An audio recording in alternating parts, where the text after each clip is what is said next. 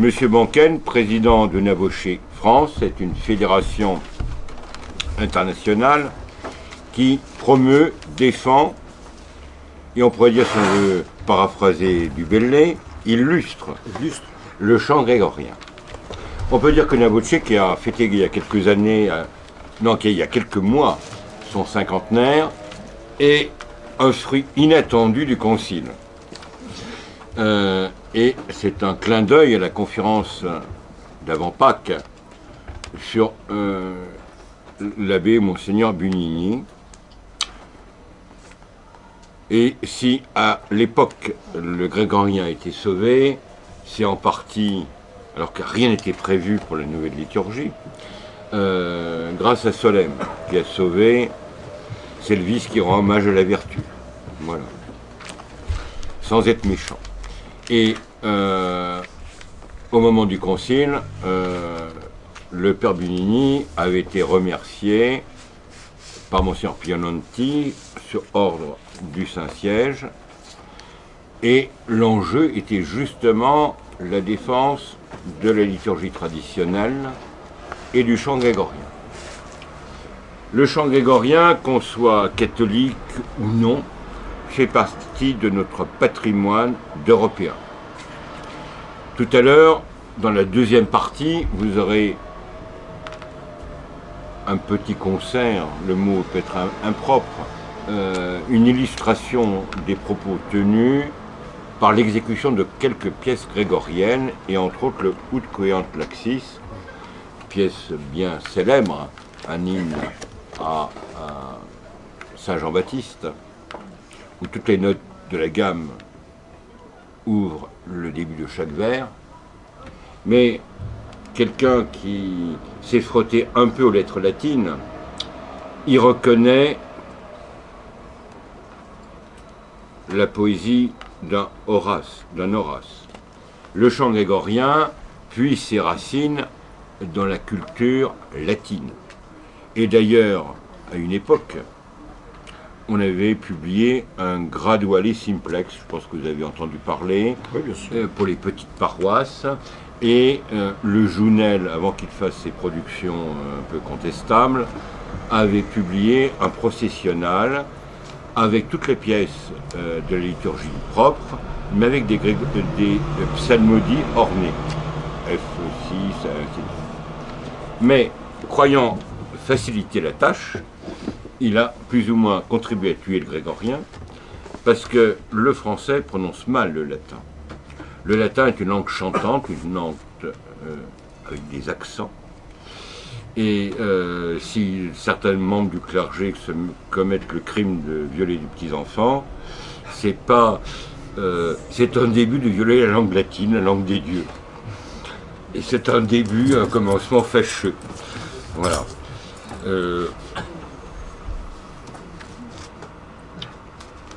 Le chant grégorien est un chant monédique, 8 tons, si je m'abuse.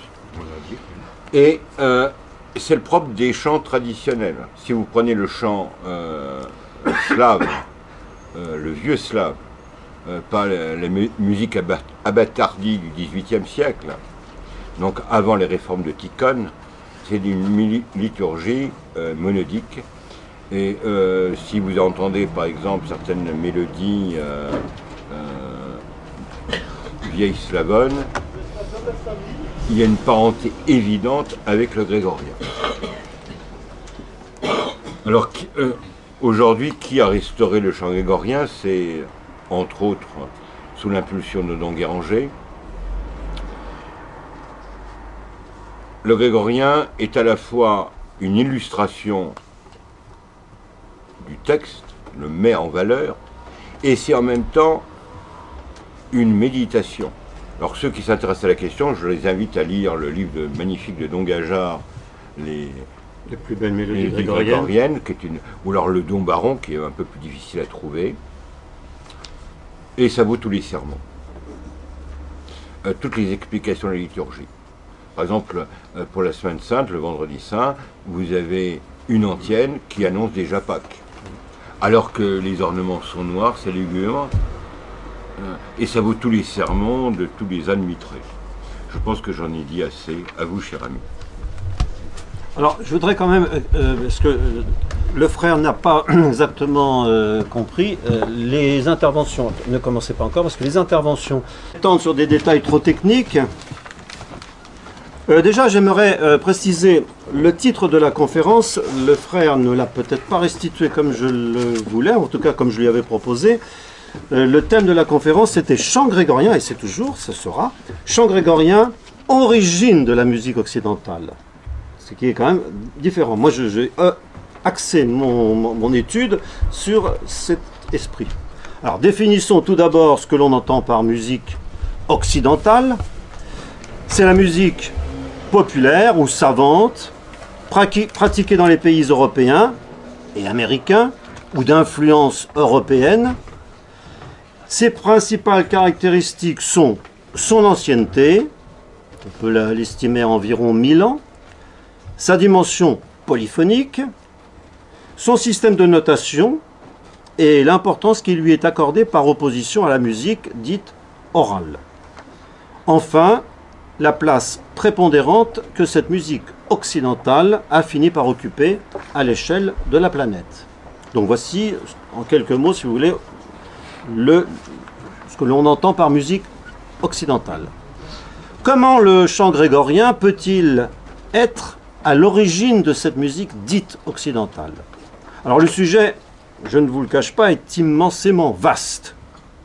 Mon but, en ces quelques mots, est de vous sensibiliser à l'importance de ce chant grégorien dans l'histoire de notre musique. L'auditorat que j'ai face à moi est inévitablement disparate, que me pardonnent ceux d'entre vous qui trouveront le sujet ardu, les termes parfois techniques, j'essaierai d'ailleurs de les éviter au maximum, mais à l'opposé, d'autres pourraient trouver l'approche un peu simplificatrice. Et je donnerai à la fin quelques pistes pour approfondir la connaissance de ce chant et mieux encore pour pouvoir le pratiquer, si j'ai le temps.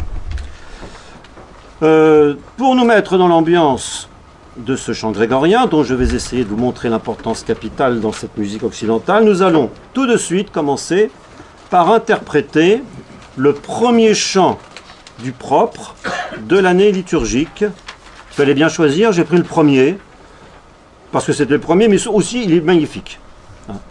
C'est le fameux Atte levavi animam meam du premier dimanche de l'Avent.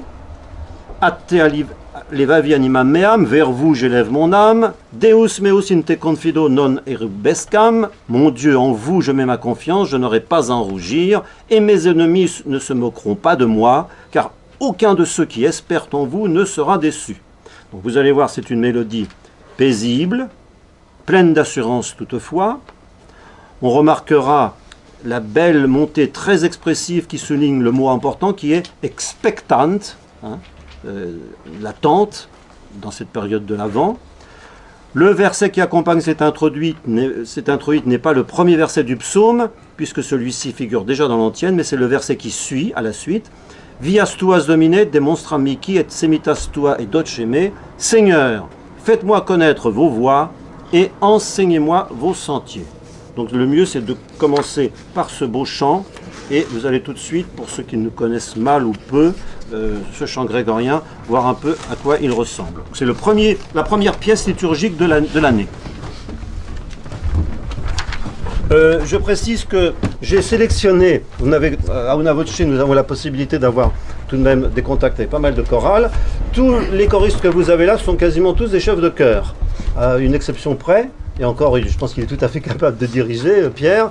Donc on va alterner, à chaque fois, un chef de chœur sera différent.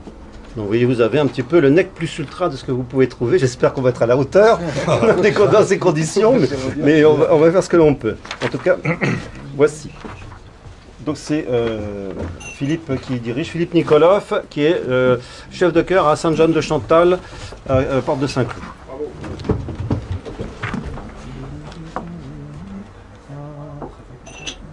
Je te donne la note. Excusez-moi, je vais donner la note. Enfin.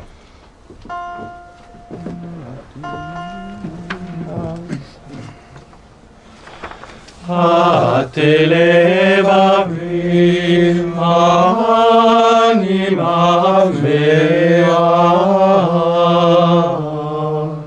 Deus meus, in te confido, non erubescam,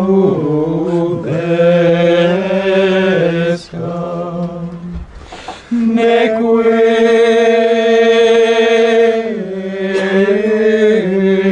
irideam me inimici mei, et enim universi quid expecta,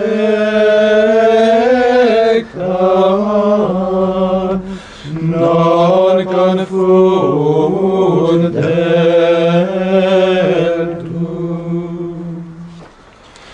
Vias tuas, Domine, demons amici, et semitas tuas et docemi. Gloria Patri et Filio et Spiritui Sancto, sicut erat in principio et nunc et semper et in saecula saeculorum. Amen. A te levavim anima mea, Deus meus, in te confido, non erubescam,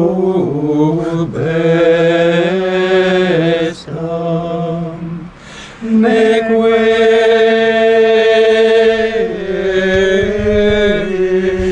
irideam me inimici mei, et enim universi quid expecta, non confundentur.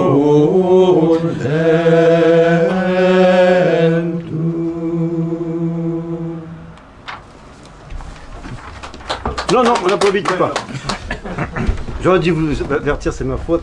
On n'applaudit jamais le grégorien, parce que c'est un chant liturgique. Et quand, exceptionnellement, comme c'est le cas là maintenant, on ne le replace pas dans un contexte liturgique, mais tout de même, il a cette dimension spirituelle. Donc, quand on fait des concerts, ça nous arrive, eh bien à la fin du concert, on peut éventuellement applaudir, mais je vous assure qu'en général, les personnes n'ont même pas envie d'applaudir. Au contraire, elles sont contentes et souvent elles viennent nous voir en nous remerciant en disant mais là vous avez créé une atmosphère particulière. Bon, je ne sais pas si on arrivera à la créer ici, c'est pas la question, mais quand même l'applaudissement n'est pas, on ne chante pas pour être applaudi si vous voulez, on chante pour le bon Dieu qui n'applaudit pas. Bon, voilà, alors d'où vient le chant grégorien? Quels sont ses héritages? Loin en amont, l'héritage de la synagogue, appelée synagogale, pour être plus simple. Cette filiation de l'Église à la synagogue est parfaitement sensible dans la permanence de certaines formes psalmodiques et récitatives, ou encore de structures fondamentales dans le déroulement de la célébration. Là non plus, je ne peux pas m'étendre, mais il y a des passages de la liturgie, notamment on a vécu cela lors de la veillée pascale, qui sont très très proches des formules de la synagogue. Deuxième héritage, l'héritage byzantin que l'on pourrait appeler basilical. Cette influence byzantine est évidente avec l'essor, dès le IVe siècle, à Milan en particulier, en Italie, sous l'impulsion de saint Ambroise, de liturgie qui intègre la vie publique en milieu urbain. Le culte des martyrs, la construction de basiliques donnent lieu à des manifestations religieuses plus spectaculaires. C'est à cette époque que commencent les pèlerinages également sur les lieux saints. Troisième héritage, l'héritage pontifical. Les manifestations religieuses seront de plus en plus centrées sur la personne du pontife. L'exemple parfait en est saint Grégoire le Grand, élu pape en 590. Le champ ecclésiastique est alors assuré par l'appareil clérical qui entoure le pontife. La Schola Cantorum se développe. La qualité du chant devient l'une des marques de la dignité que la présence du pontife confère à la liturgie dite précisément pontificale. Voyons maintenant comment était réparti sur l'ensemble du continent européen ce chant grégorien. Rappelons qu'il ne s'agit pas, on ne l'appelle pas encore chant grégorien. On parle alors de chant ecclésiastique, comme je viens d'ailleurs de le nommer tout à l'heure, ou on peut dire également de Bible chantée. Mais l'expression la plus courante est plein chant, plein P-L-A-I-N, qui finira par devenir synonyme de chant grégorien. Bon, là, je ne rentre pas non plus dans les détails, parce qu'ensuite, il y a eu des évolutions lexicales. Essayons en tout cas de trouver la trace de cette monodie liturgique d'un point de vue géographique. À l'époque carolingienne, ce qui correspond au haut Moyen-Âge occidental, les liturgies sont très diversifiées. Voyons les 5 principaux répertoires. Nous avons déjà le répertoire milanais que j'ai évoqué rapidement tout à l'heure, que l'on appelle également ambrosien, du nom du grand saint Ambroise, qui fut évêque de Milan, rappelé à Dieu en 397. Donc vous voyez l'ancienneté de ce chant. C'est sans doute le plus ancien répertoire de l'Occident chrétien. Bon, il a d'ailleurs intégré nombre d'éléments extérieurs, notamment orientaux. C'est un répertoire qui est très célèbre pour les hymnes, dont on a gardé certaines d'ailleurs. Le répertoire maintenant hispanique, que l'on appelle aussi mozarabe. Il s'agit des églises d'Espagne et de leur liturgie pratiquée dans les grandes villes. Tolède, Braga, qui se trouve maintenant au nord du Portugal, et surtout Séville. Et il me plaît d'ailleurs de préciser qu'aujourd'hui, 4 avril, l'Église catholique universelle célèbre la naissance du grand Isidore de Séville, qui fut évêque de 601 à 636. Bon, il s'avère que c'est l'Annonciation qui sera célébrée, qui est une fête de première classe, mais autrement c'était le 4 avril, c'est le 4 avril, la fête de Saint Isidore. Alors le style musical qui caractérise cette liturgie est plutôt exubérant, notamment dans le traitement des vocalises des Alléluia, on va vous en montrer un tout à l'heure, vous allez l'entendre. Le répertoire bénéventin, il se situe géographiquement dans la région de Naples, et plus précisément de Bénévent. Il comporte de nombreux traits archaïques, mais il fut très vite remplacé par le rite romano-grégorien. Il est relativement secondaire.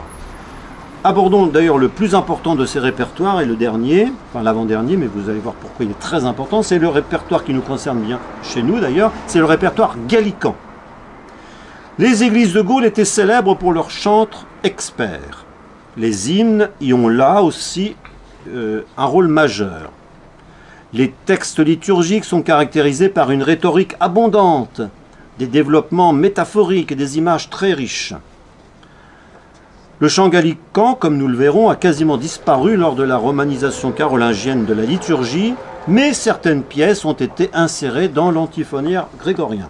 Bon, je passe, j'avais noté quelques exemples, mais je vais essayer d'aller plus vite. Vous avez par exemple le commun de plusieurs martyrs, Te Martyrum, qui est tout à fait d'origine gallicane, qui est resté dans l'église, dans le répertoire, dans l'antiphonaire grégorien actuel. Et enfin, le répertoire romain, curieusement, qui est un peu plus difficile à définir, car peu de manuscrits ne nous parviennent avant le XIIIe siècle. On peut dire en revanche, il y a quand même quelques manuscrits du XIe et XIIe siècle qui attestent la pratique à Rome d'un répertoire moins étendu que le grégorien tel qu'on l'entend, assez voisin pourtant dans sa réalisation musicale. C'est ce que l'on appelle d'ailleurs, les musicologues appellent ce répertoire le vieux romain. Il a été d'ailleurs assez mis en valeur par Marcel Pérez et son ensemble Organum ou Organum qui a essayé de retrouver les traces de ce répertoire vieux romain.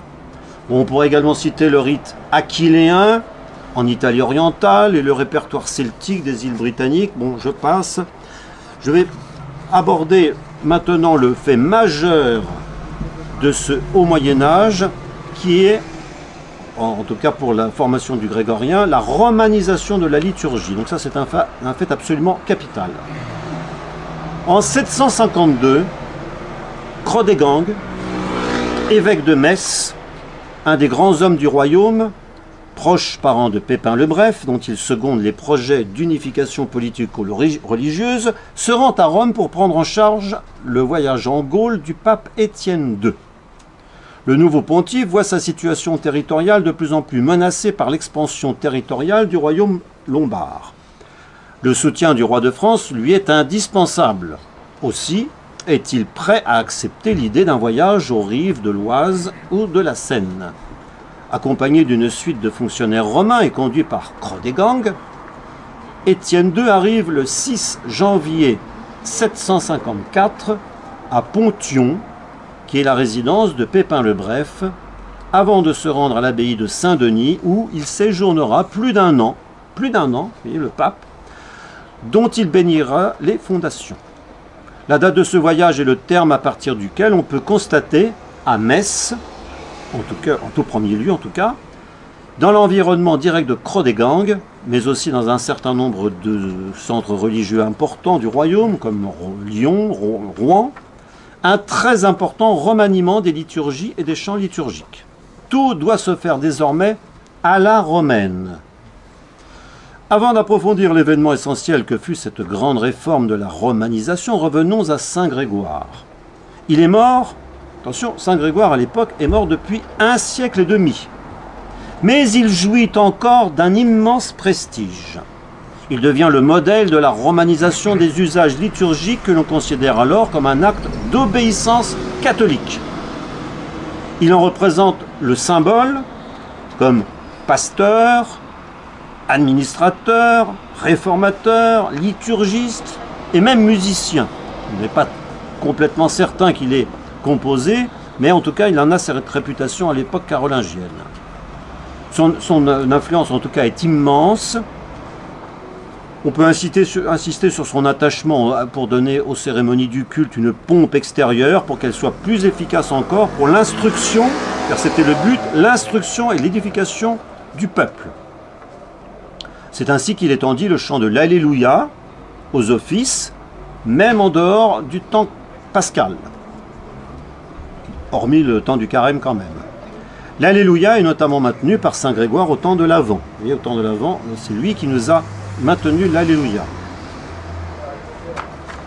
C'est l'Alléluia précisément du premier dimanche de l'Avent. Je vais rester avec le premier dimanche de l'Avent que nous allons maintenant vous proposer d'entendre ou d'écouter. Le verset provient du psaume 84. Ostende nobis Domine misericordiam tuam, montrez-nous Seigneur votre miséricorde, et salutaretum da nobis, et donnez-nous votre salut. Alors vous allez, pour certains d'entre vous, reconnaître cette mélodie qui est une mélodie type, ce qu'on appelle mélodie type, c'est-à-dire qu'on la retrouve dans un certain nombre d'autres Alléluia, comme celui de la messe de minuit, de Noël, sans qu'on puisse d'ailleurs savoir exactement pour lequel elle a été composée, mais elle s'adapte toujours très bien aux différents textes qu'elle doit illustrer. Elle est d'ailleurs joyeuse, légère, et vous allez pouvoir le constater très très rapidement. Donc je vais maintenant laisser la place comme chef de chœur, c'est le docteur Scherer, qui lui est chef de chœur à Saint-Cloud, c'est ça? Un peu fort. Non, à Versailles. À Versailles. À Versailles. Alors vous allez voir ce très très bel Alléluia, très chantant, absolument superbe. Si vous avez besoin d'une note, Antoine, je vais vous donner Mi. Alors.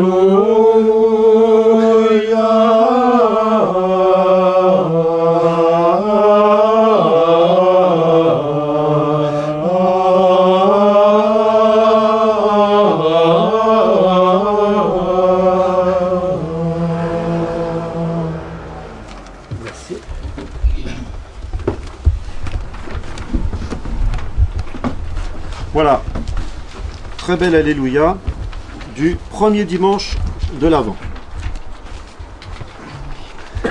La grande réforme de la romanisation que j'évoquais fut rendue nécessaire par la désorganisation extrême de la vie et de l'administration ecclésiastique dans la Gaule des derniers mérovingiens. Saint Boniface décrit en 742 la situation alarmante. Plus de synode, un grand nombre d'évêchés aux mains des laïcs, monastères en ruine. Il convient de noter toutefois ici que les liturgistes carolingiens sont souvent perplexes quant aux usages flottants qu'ils découvrent à Rome. Ils se donnent une liturgie au prix d'un long travail de reproduction et de transformation des livres romains, sacramentaires, antiphonaires, lectionnaires, etc., qu'ils compilent. C'est le grand mot de l'époque. Il compile. C'est ainsi que Metz tente à supplanter Rome comme centre de référence et de formation. Cet antiphonaire s'appelle aussi graduel. Cela me donne l'occasion d'une parenthèse lexicale que nous ferons suivre d'un intermède musical de nouveau au sujet du graduel. Alors, le graduel a un double sens. Il peut désigner le répond graduel, qui est une pièce de grégorien chantée après l'épître dans la liturgie traditionnelle d'avant 62 ou jusqu'en 62, ou après la première lecture dans la forme dite extraordinaire du rite romain. Et par extension, autre sens du graduel, c'est le recueil de pièces chantées à la messe. On parlera du graduel neumé ou encore du graduale romanum dont parlait le frère Thierry tout à l'heure. L'ordonnance de la messe est beaucoup plus stabilisée et donne naissance à un livre, l'antiphonaire, qui sera celui de Rome. Donc, nous en sommes toujours à la période carolingienne, très importante. Les autorités politico-religieuses œuvreront pour le canoniser en quelque sorte et le faire adopter ne varietur, c'est-à-dire dans le but de le rendre inchangeable sur l'ensemble de l'Empire. Il ne faut pas oublier que nous sommes... L'avantage, c'est que c'était un empire. Alors, ce graduel, dans le premier sens que j'ai évoqué, c'est-à-dire le répond graduel, nous allons vous en donner un exemple, précisément par celui du 21e dimanche après la Pentecôte. Domine refugium factus est nobis, ad generatione progenie. Seigneur, vous avez été pour nous un refuge d'âge en âge. En fait, c'est-à-dire depuis le temps des patriarches qui n'avaient pas ici de demeure permanente jusqu'à celui de Moïse, où les Israélites errèrent dans le désert pendant 40 ans. Alors vous avez ensuite le verset, bon, je ne vais pas vous le donner entièrement en latin, je traduis tout de suite. Avant que les montagnes n'existent et que soient formées la terre et l'univers, de siècle en siècle, vous êtes Dieu. Hein. Tu es Deus, vous êtes Dieu. Alors vous reconnaîtrez dans ce graduel de nouveau une mélodie type. Je n'ai pas voulu prendre des pièces trop difficiles, donc là, assez facile à mémoriser, vous allez tout de suite le reconnaître. Cette mélodie type qu'on appelle du deuxième mode, pour les connaisseurs, exprime vraiment de façon superbe cette confiance heureuse, cette joie, et on retrouve cette même mélodie aussi bien à la messe des morts qu'à la messe de mariage, parce qu'on retrouve cette confiance totale. Donc vous allez pouvoir apprécier cette très très belle pièce. Elle est un peu plus difficile à interpréter. Donc, nous n'avons pas eu le temps d'avoir une grande répétition avant. Nous sommes chacun dans des chorales différentes, un petit peu éparpillées. Pour l'instant, ça s'est bien passé. J'espère que ça va continuer. Ok, est-ce qui dirige là? Je crois que c'est... alors, je fais une petite présentation quand même. Charles Hubert est chef de chœur à Saint-Odile. C'est-à-dire Porte Champéret, on va dire, pour faire simple. Voilà. Porte Champéret. Je suis pas prêt. Non, c'est pas ça.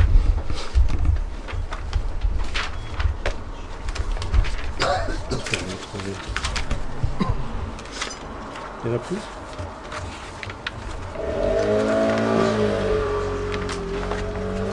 J'ai du rab, heureusement. J'avais du rab. Domine refugium. C'est bon. Qu'est-ce qu'on avait dit? On disait -1, non? Ami. Oui. C'est moins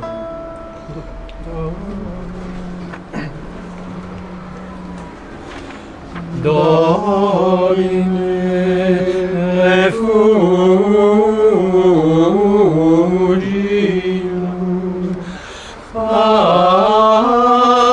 factus est nobis.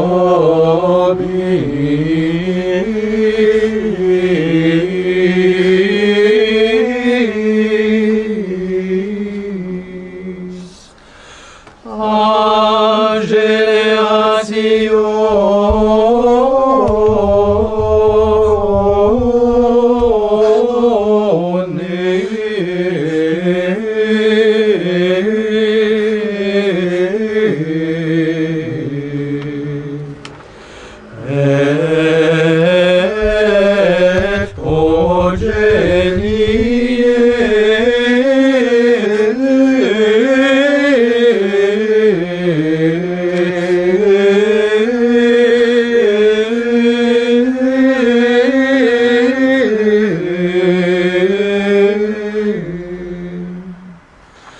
Prius quam montes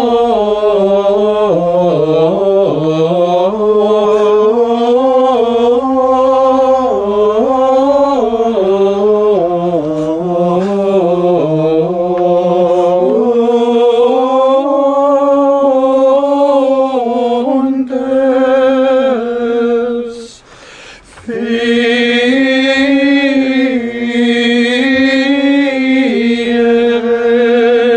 aut formare turte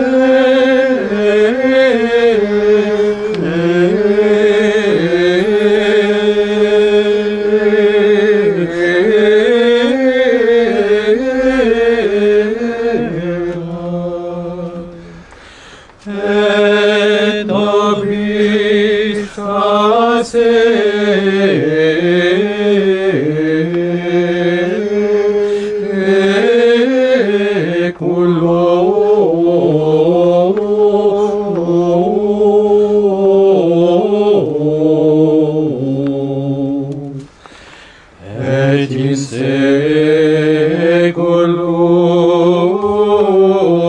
tuus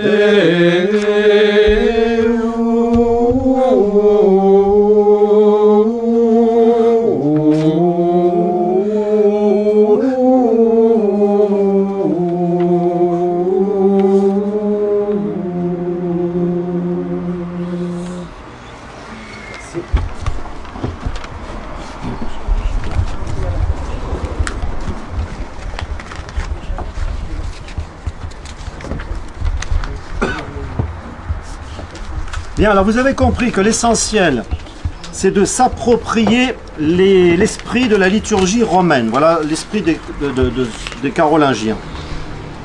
On parle d'ailleurs à l'époque de more romano, à la manière romaine. Cet appel à une romanitas n'exclut nullement l'apport d'éléments autochtones et principalement gallicans. Un auteur, Amalère de Metz, qui fut évêque de Trèves en 809, parle, lui, de more nostro. Je n'ai pas besoin de vous traduire. Jusqu'à la réforme grégorienne, qu'il est préférable d'appeler, comme nous venons de le démontrer, la réforme carolingienne, la transmission orale était privilégiée. Toutes ces particularités régionales que nous avons évoquées accordaient un grand rôle à l'improvisation. D'ailleurs, dans les monastères, où on chantait principalement ce chant liturgique, il n'y avait absolument pas de notes, donc de texte, enfin le texte oui, mais pas de notes, donc tout était appris par cœur.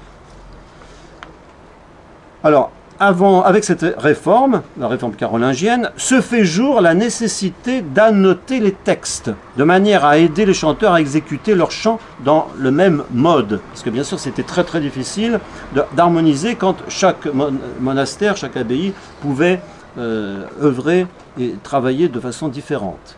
Alors c'est encore rudimentaire, on indique la ligne mélodique montante ou descendante. Cette exigence fait naître des signes particuliers que l'on appelle les neumes, découlant, semble-t-il, mais de toute manifestement c'est le cas, du geste, comme vous avez pu le voir avec chacun de ces chefs de chœur, il y a des gestes particuliers, ce qu'on appelle la chironomie maintenant, mais il y avait bien sûr des gestes montants et descendants. Et l'écriture dite pneumatique correspond en fait à ce mouvement. Alors c'était vraiment très simple, il suffisait simplement de mettre une petite, pas une flèche, mais presque, quand ça montait, ça descendait. On retrouve ça dans les manuscrits de Saint-Gall actuellement ou autres. Alors là, un fait très important, et c'est là que vous allez vite comprendre pourquoi notre musique occidentale vient de ce grégorien. Dans le courant du Xe siècle, alors un moine resté inconnu eut l'idée de tracer une ligne représentant un son fixe, au-dessus et au-dessous de laquelle les neumes s'ordonnaient. Premier progrès, vous voyez, une ligne avec au-dessus, au-dessous. 50 ans plus tard, on se servait de deux lignes. L'une rouge, correspondant au degré du Fa, l'autre jaune, qui correspondait à l'ut, c'est-à-dire au Do, ce que l'on appelle maintenant Do.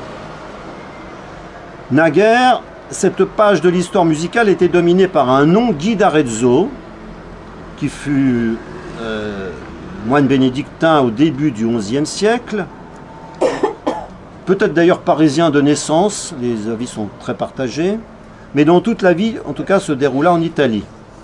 Mais il n'est pas le seul à avoir vraiment créé ce phénomène que l'on a appelé la solmisation. Je reviendrai très rapidement, je ne vais pas rentrer dans les détails trop techniques. En tout cas, elle semble bien être postérieure d'une soixantaine d'années à sa mort. Mais qu'importe, on va essayer de regarder l'esprit un peu, c'est pas vraiment légendaire, mais disons qu'il est très difficile d'avoir des sources précises sur la vie de Guy d'Arezzo. On va quand même considérer qu'il a été, son rôle a été capital, puisqu'il avait trouvé quand même le système très important des tétragrammes. Parce qu'il insère des signes dans une grille constituée de 4 lignes parallèles.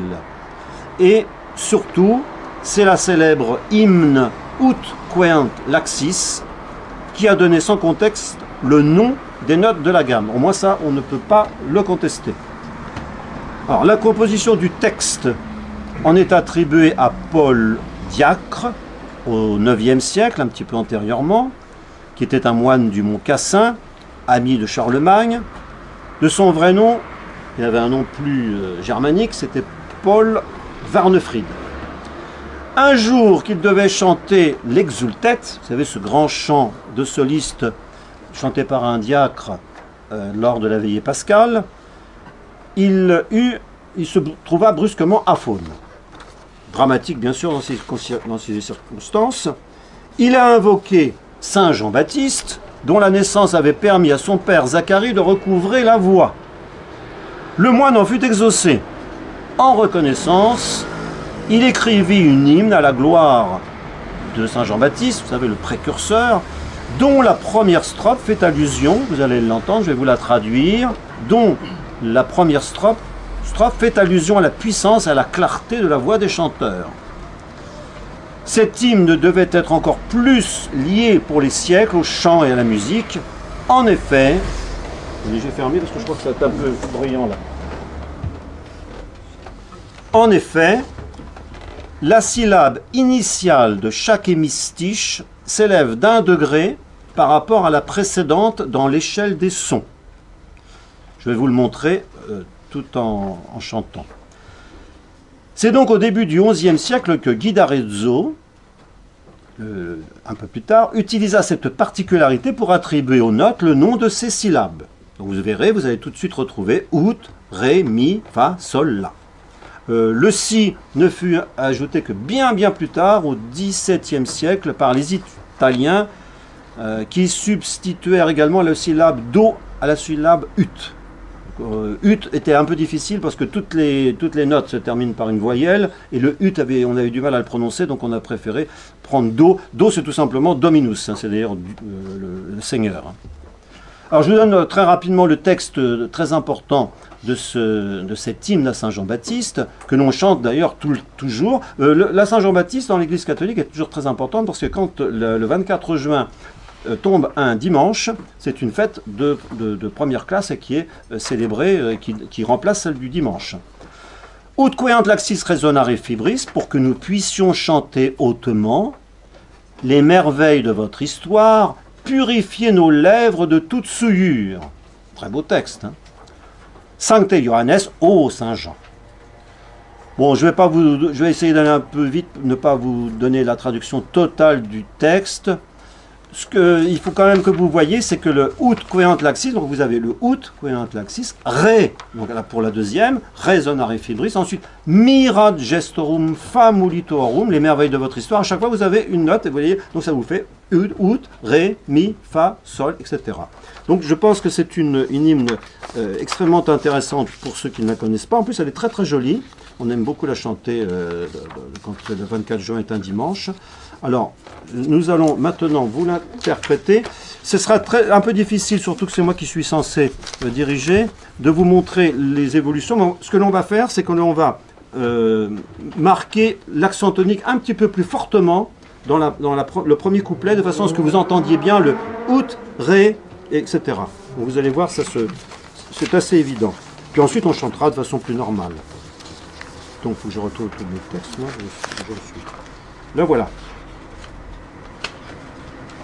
Bon, si vous passez ici, je vais mettre ici. Bien. Ouais.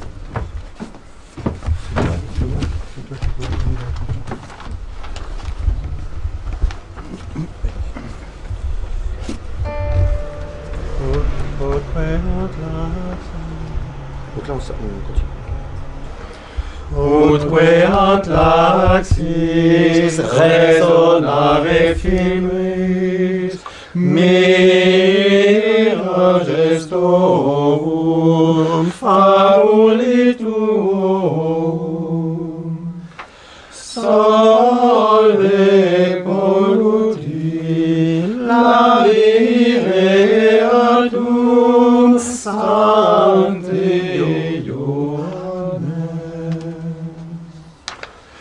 Nuncius celso veniens Olimpo, te patrimonium fore nascitum, nomen Ite seriem gende, odine promis. Il est promis si dubius superni, et il promet modulos loquele.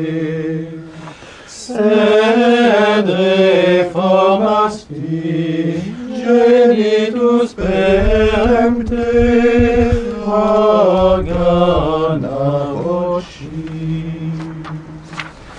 Ventris obstus recubans cubili, senseras reger taranum anectem. In parens nati meritis uterque adita pandi. Si decus patri geniteque proli, et tibi compa, utricusque virtus, spiritus semper, Deus unus omni temporis evo. Amen.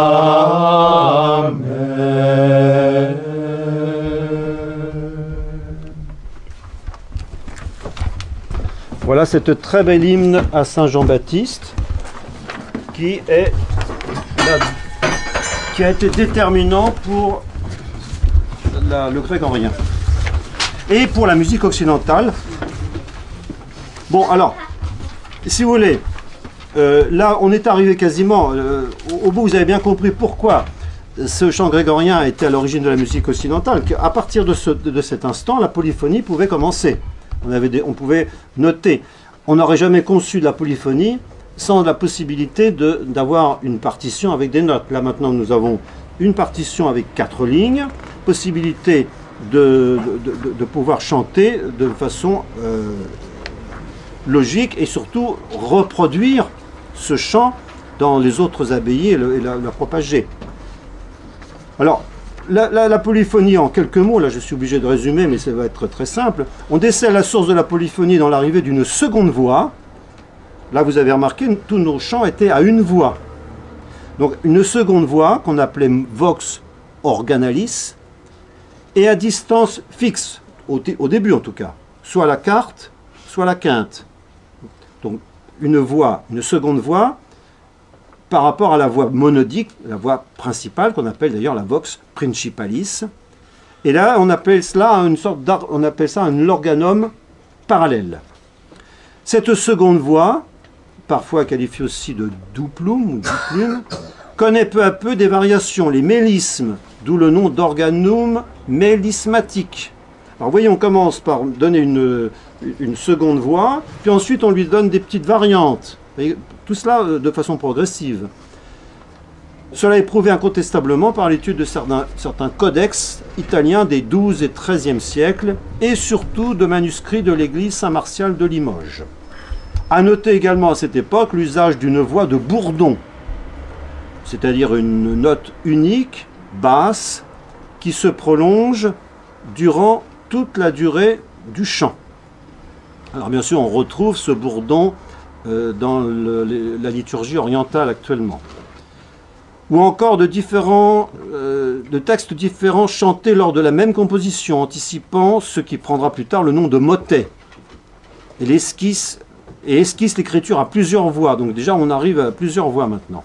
Donc l'innovation de Guy d'Arezzo, dont on vient de vous donner l'illustration musicale, a été décisive.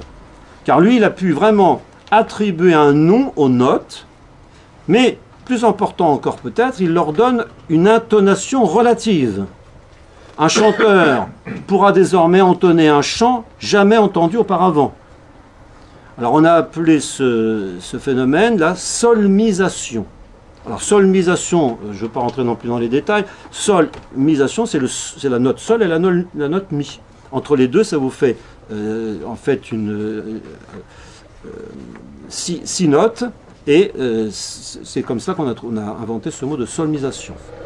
Bon, alors j'espère vous avoir convaincu que le chant grégorien, que l'on peut aussi appeler le chant romano-franc, est à l'origine de la musique occidentale telle que nous la connaissons. Les développements de l'histoire de la musique polyphonique mériteraient une autre conférence. Disons en quelques mots que la musique n'est pas tout de suite codifiée. Le manuscrit des Carmina Burana au XIIIe siècle présente par exemple de la musique profane, écrite en neume, sans ligne. Vous voyez, donc on est encore un peu dans le mélange. Car la musique profane s'impose de plus en plus. On peut même intégrer certaines de ces mélodies dans des compositions sacrées polyphoniques. C'est notamment le cas de la chanson L'homme armé, reprise par Guillaume Dufay, dans une messe, et suivie d'une quarantaine d'autres compositeurs, dont Josquin-des-Prés, etc. On ne peut oublier de citer les poètes musiciens que furent les Trouvères, Languedoy, les Troubadours, Languedoc, les Minnesänger en langue germanique, et autres ménestrels. Ce sera ensuite l'école Notre-Dame du nom de la cathédrale parisienne que nous connaissons bien ici, avec Léonin, Perrotin, considérés comme les premiers auteurs modernes de musique sacrée de l'histoire de musique occidentale. Puis nous arrivons à l'Ars Antiqua, couvrant la période approximative de l'an 1240 à 1320. À cette date peut être située la venue Motet et de grands noms de musiciens comme Guillaume de Machon. Donc en conclusion, le chant grégorien est donc bien à la source de notre musique occidentale. Il est un peu, j'ai essayé de trouver cette comparaison, il est un peu à la musique ce que le latin est aux langues françaises, italiennes, espagnoles. Il constitue un répertoire monodique immense, c'est d'ailleurs sans conteste le plus riche répertoire religieux de toute l'histoire. Son niveau esthétique sans pareil vient de son inspiration spirituelle et de son caractère hautement contemplatif. C'est une réussite, sans doute unique, de l'union toujours difficile du mot et de la mélodie. Il n'est pas si facile à exécuter, car ses finesses et nuances sont innombrables, mais nombre de laïcs se lancent à l'apprendre et à l'interpréter. Alors notre association Una Voce, dont vous avez pu avoir peut-être certains exemplaires de notre revue bimensuelle, œuvre dans ce sens pour le promouvoir, le faire connaître.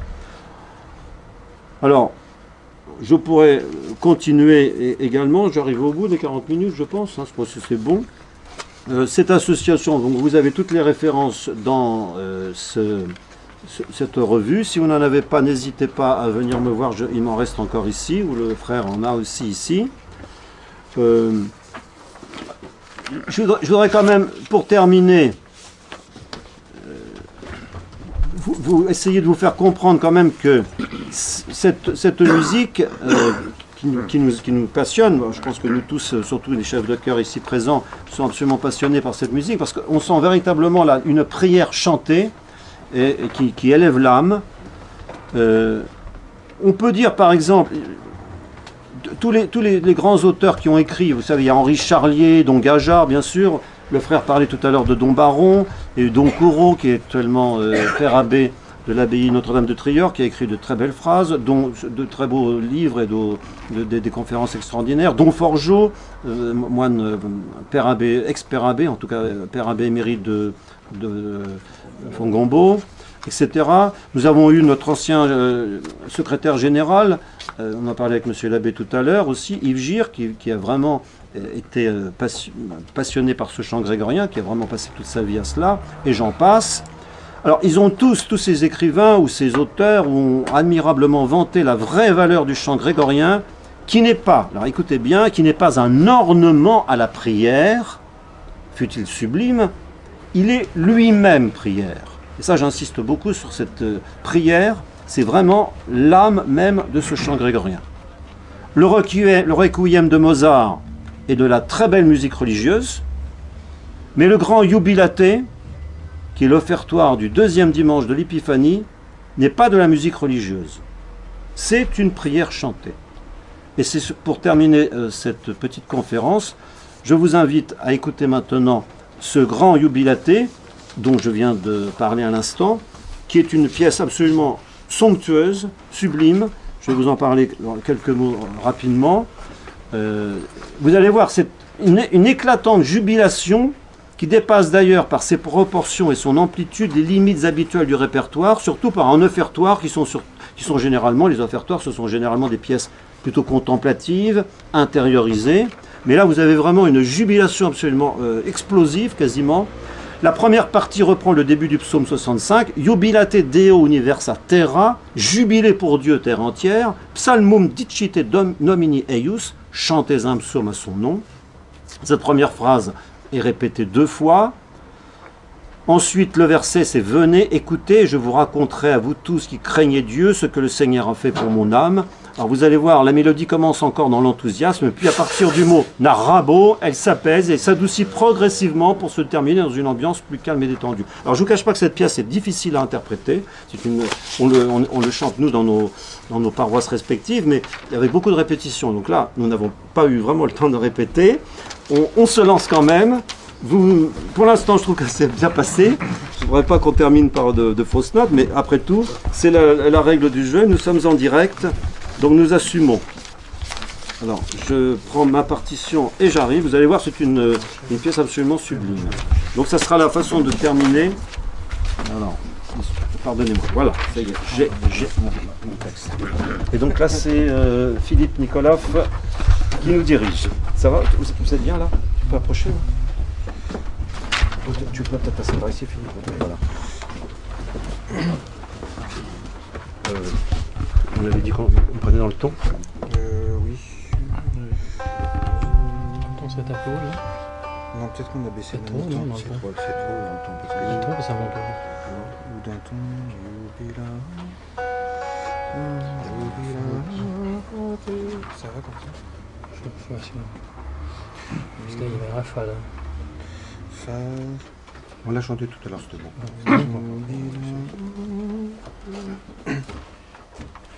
Jubilate Deo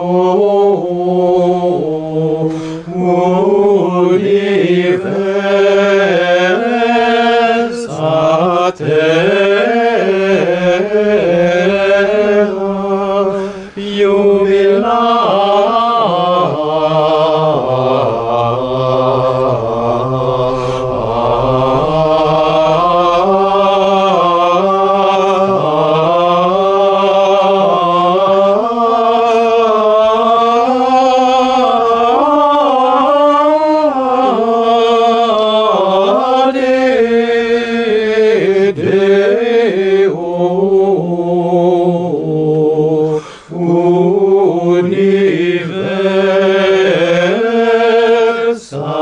terra,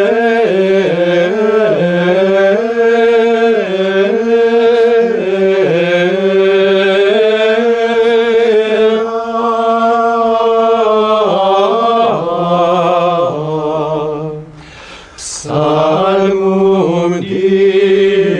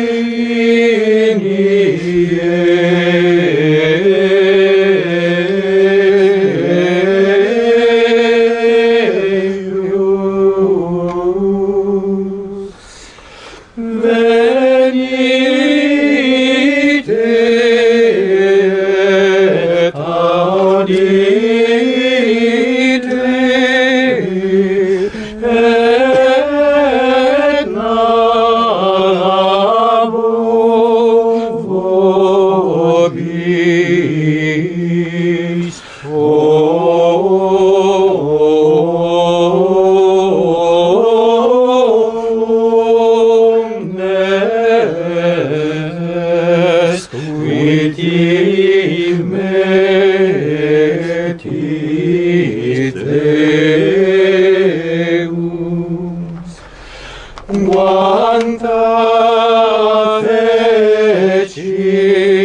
Dominus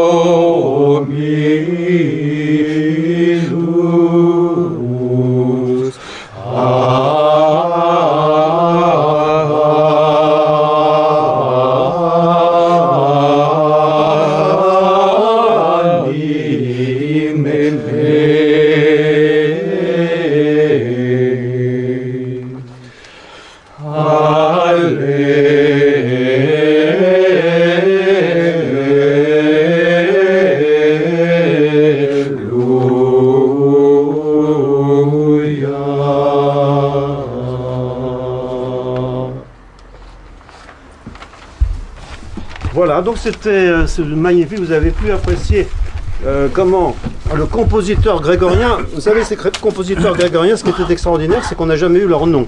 Donc c'était l'humilité la plus totale. Il a fait une œuvre absolument magnifique, mais bien sûr il est resté anonyme, et fort heureusement comme cela, maintenant on ne peut qu'apprécier son talent, mais son talent était simplement pour le bon Dieu. Voilà, bon alors je vous remercie en tout cas de votre attention, et puis si vous avez des questions à poser sur l'association, il y a plusieurs